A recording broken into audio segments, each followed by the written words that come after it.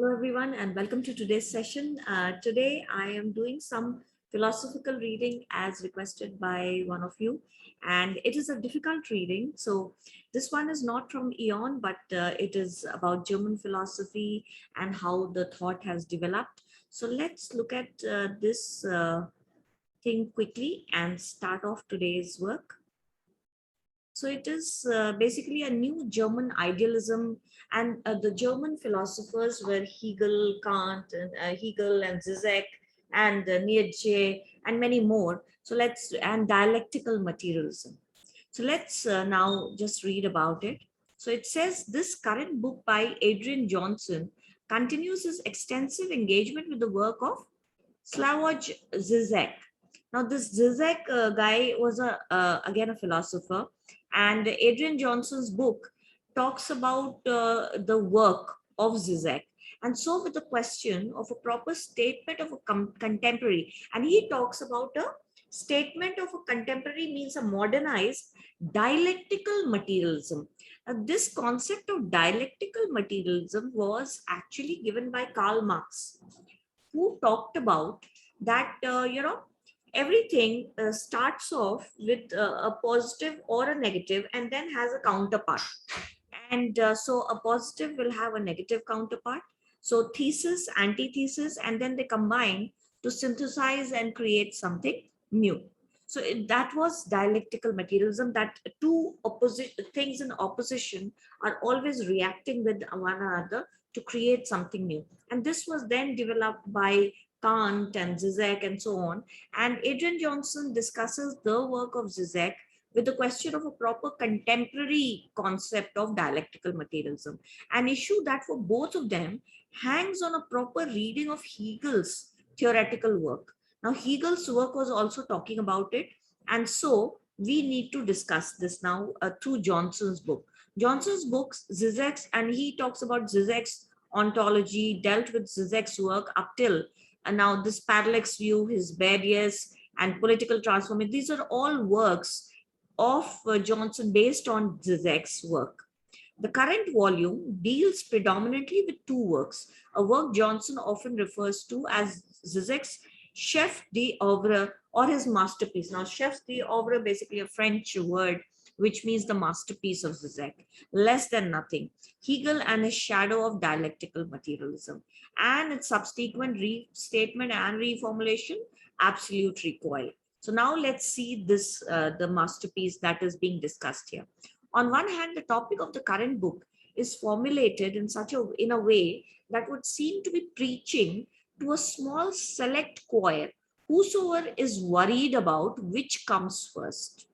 So now we see that this current book seems to be talking to a very small group of people. The small and select choir means the small group of people who believe in this concept of dialectical materialism, that matter always has this thesis, the negative, positive, and the two interact to create something new. And then which comes first, the positive of the material or the negativity of the primordial void? So which came first, the positive aspect or the negative aspect? And then the opposite of it came through the dialectics, something new came. So which one came first, just like the chicken or the egg? So here the question is whether the positive aspect came or the negative aspect came. Schematically speaking, means according to the system, according to the scheme, I defend the former option and Zizek defends the latter. So this guy Johnson talks about the former means the positive element coming first, and Zizek talks about the negative primordial void coming first. Okay. On the other hand, the engagement with Hegel, and now this concept in again talking about Hegel about this concept raises a number of philosophical issues, much in philosophical news, from the cogency of modern versus naturalism and materialism. So now we talk about that this discussion between Zizek and Johnson, and now in collaboration with Hegel, creates a number of important philosophical issues, which talks about the modern version of the naturalism and the material. Materialism is the theory of matter, which came first, the positive or the negative part, and the dialectics. To the proper critique meaning here the analysis now needed of what is the starting point, a depressingly totalized triumphant global capitalism. So now what was the starting point of this capitalist system? And there are several crucial issues of Hegel's interpretation involved, and Hegel's interpretation are also involved in this. However, the approach taken in this book limits it in other ways. So now the approach has some limitation. Let's see. It is relentlessly means, over and over again, self-referential and self-promoting. So this book is promoting Johnson. In the book, he always says Zizek and I, a constant refrain means it's being repeated again and again. So he's promoting himself. Johnson's promoting himself in this book too much. Often self-congratulatory and frequently polemical. So at the time to the point of agitprop. So it is obviously repeating and becomes polemical here means almost controversial to the point of agitprop is basically political agitation or political agitation about something. So anything short of this reckoning means Johnson's position, anything lesser than this, signals a disrespectful underestimation, throwing the doors wide open to a surreptitious replacement of Hegel with a dummy made for exploitation by post-Hegelian ventriloquists. So here we are saying that anything less than this will make the writing a surreptitious, means like a false thing, which is just using Hegel as a dummy. And by ventriloquists, basically ventriloquists are people who keep a hand puppet with them, and they speak, and it feels as if the puppet is speaking. So here they are saying that Hegel in this book of Johnson has just been used as a dummy if we just reduce whatever Johnson is talking about him. So just like a ventriloquist uses a dummy. And then and a full disclosure, I am the main target of the chapter that concludes with the swipe, more to come below. Much of the polemic sounds like an intra-party squabble about purity, and positions are betrayed. There are charges of unacceptable blacksiding, slippage from the right position, and there's an unfortunate. So here we are talking about that, the charges of the negativity that is happening, and there's a unfortunate sectarian cast to the whole. So this the division to the whole work. Zizek's work, by contrast, is refreshingly free of these characteristics. So these negative points are there in Johnson's work, but Zizek's work is free of these. Johnson seems to want mostly to call Zizek back to his better self, to offer an internal critique that says that the Zizekian process more clearly than some of Zizek's own formulations. So he is just trying to, trying to formulate Zizek's process rather than what Zizek had really said himself. The main issue that unites Johnson and Zizek is the extraordinary claim that Hegel's absolute idealism is actually, when properly understood, dialectical materialism. So Hegel's idealism, which understood is dialectical materialism, is what is joining the point of view of Zizek and Johnson. And indeed, precisely the modern version critical theory now requires that of left, so that requires not the historical materialism of left Hegelianism. So here we are talking about that it does not, the modern version of the critical theory now requires not the Hegelian version, but the new version. The materialism that result is not a reference to the putatively harmonious, putatively which is understood as true, fully rational, and in principle fully intelligible nature of Newtonian mechanics. So here we are saying that the matter of Newtonian mechanism is not something that we are going to be talking about here, but a combination in some way of late psychoanalytic theory. The self-negation at the heart of Hegel is for Zizek's manifestation of Freud's death drive. So here we are saying that the self, so here we are not taking the Newton's model of matter and the, positive and negative matter and combining together to synthesize something new, rather than Zizek's manifestation, which is the heart of the self-negation of Hegel, who is talking about this concept. Now, Lacan and the result of quantum physics and even the string theory. So we are talking not about the scientific aspect of it, but the psychoanalytical part of it. Their main disagreement here, and there are minor disagreements, what is expressed telegraphically in the passage above, Johnson wants Hegel's philosophy of nature to have pride of place in dialectical materialism. So Johnson wants that the philosophy of Hegel should be included in dialectical materialism. He thinks Zizek focused too much on logic and is too wedded to the Schellingian claim that subject-object distinction. So here the subject-object, what is the subject and what is the object? Zizek is focusing more on that, whereas Johnson wants to focus more on Hegel.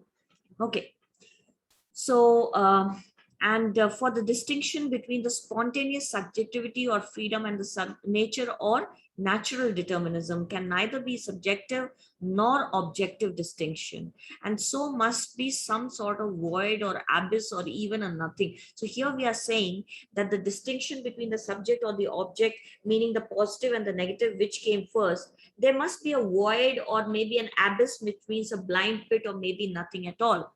Or in other Hegelian terms, the substance-subject split is not a dualism. Now, Hegel is saying that there's no duality of the substance and subject, which is the positive negative part of the dialectics. Here it is the self redemption of subject. It's so the self itself is going back in sort of a recoil. The subject and self are not different, rather they are like a recoil, like a counterbalancing effect from itself. And this is not prioritization of subject, because it is the gap, the split.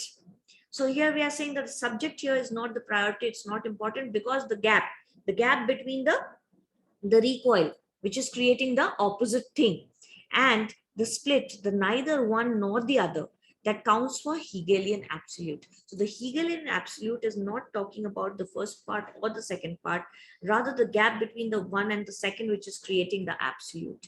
And these are extraordinarily abstract terms, and we stay pretty much at this level of abstraction throughout the book. So Johnson is talking about that these are abstract terms, and we stay at this level because beyond this it becomes very difficult to understand or to imagine.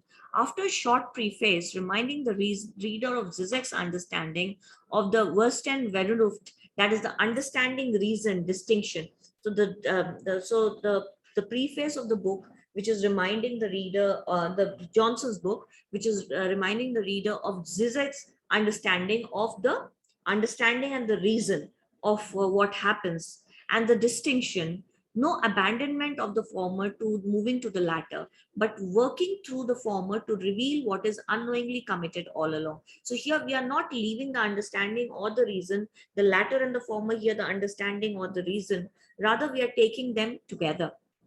And an introductory first chapter. After the introductory first chapter, so the preface is about Zizek's understanding, then the introductory first chapter, and there are 4 more chapters, and a long conclusion on drive and desire. So the introduction discusses the problem of freedom and system in German philosophy. The then chapters which are there, they discuss the errors of the supposed deflation, subjective idealist Kantian reading of Hegel.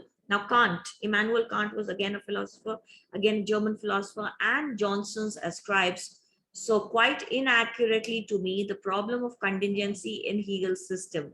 What Johnson's called materialism without Sands means materialism without materialism in Zizek. So Zizek's problem, which Johnson's called in the 4th chapter, and then German idealism, biology, and the compatibilism, means the compatibility, the matching, and then the conclusion of the meta dialectics of drive and desire. So then the conclusion about the drive, which is the needs, and the behavior, and the desire, the wants, which is again in dialectics with each other, which is the concluding part. So this is what the whole book of Johnson is all about. The latest book, which is about Hegel and Zizek and the dialectics, and how he wants Hegel's dialectics to be the absolute. All right. So this was the main idea of this. It was a very difficult read. I mean, if it comes in the exam, I would advise you not to attempt something like this, because it will take a lot of time to decipher. But for now, read a little bit of something so, crazy like this also, so that you're comfortable with any kind of reading. So if it comes in the exam, at least you know how to read it and understand, although something not to be attempted, because it's going to take a lot of time. All right. Thank you very much. So ending now, I hope you understood some of the parts of the session. I know it was a little difficult, but then that's how it is. So bye-bye, take care. I'm sorry for being absent for a while. I'm just getting some stuff done. So thank you. Bye-bye.